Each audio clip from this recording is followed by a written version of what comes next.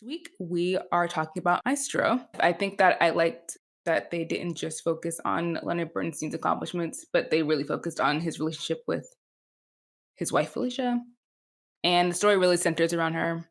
So I thought that was a good way to tell the story because it would have just been like another run of the mill biopic if it was kind of just done in the standard way, which it usually is. So I like that they did something different with it.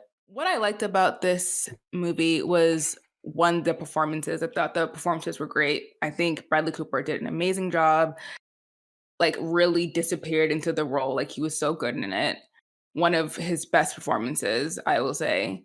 And also Carey Mulligan, this is one of her best performances I've ever seen. Like she just did such an amazing job, especially towards the end as she gets older. Like girl was killing it. Like she really was pulling it out. I thought the interesting part about the relationship was that Leonard Bernstein, what I think they're trying to tell us is that he's probably bisexual. I think that's what I Yeah. was gathering from it.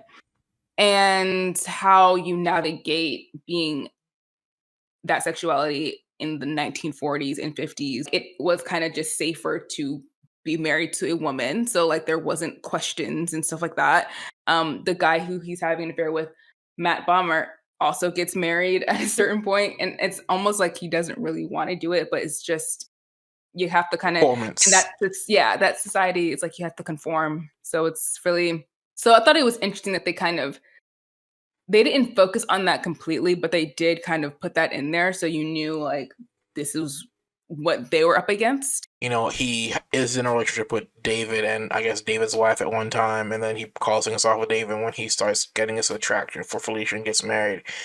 His excuse for his behavior is that he has so much love. And I really feel like people whose responses to cheating and all those kind of behaviors say, "Oh, I just have so much love that if I don't share it, I become depressed."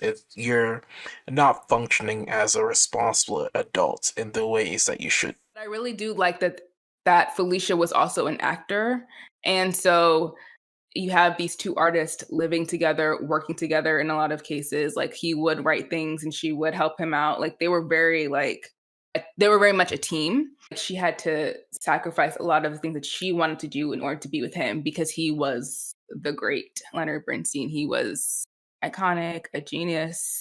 Bradley Cooper and I think Josh Singer, who wrote the script, did a good job on like finding a viewpoint of like how to tell the story about this man because again, it could have been like a really basic biopic. And I think Yeah. that what I like is that they did incorporate his wife, who was his partner in his life, basically, into it so much and really center around her character because a lot of times you hear about great men, but you don't hear about the women who were with them on the come up and who stayed with them as they continued to shine for the rest of the world and kind of kept things together. They're always kind of left out of history. And I think that it's great that they incorporated her into this. Carey Mulligan, she was saying that it seemed like Felicia didn't really mind the fact that he was cheating on her a bunch, like, which he was before and after they got married. Yeah. But she said what was the most or the biggest betrayal for her was the fact that he went to another person. There's another guy who kind of shows up in like the 70s and stuff, and he ends up leaning on him more Yeah. and having him being more of his partner in life than she was for a couple of years. That scene where she looks at them and they're just holding each other's hands, that's her breaking point, like Mhm. for her, and it rolls over to everything else. And even she says herself when she's talking to Sarah Silverman's character about she thought that she could handle all that. Mhm. Fine with the cheating, but it's the emotional side of it she was not, prepared for. Carrie Mulligan, she's like approaching like this might sound sacrilegious to some people, but she's like approaching like a Meryl Streep level in her career like so soon.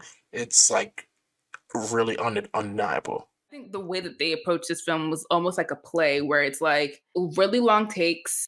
You're seeing like full conversations. The scene where he is conducting at some church, that was done really well because that was all looks like one take.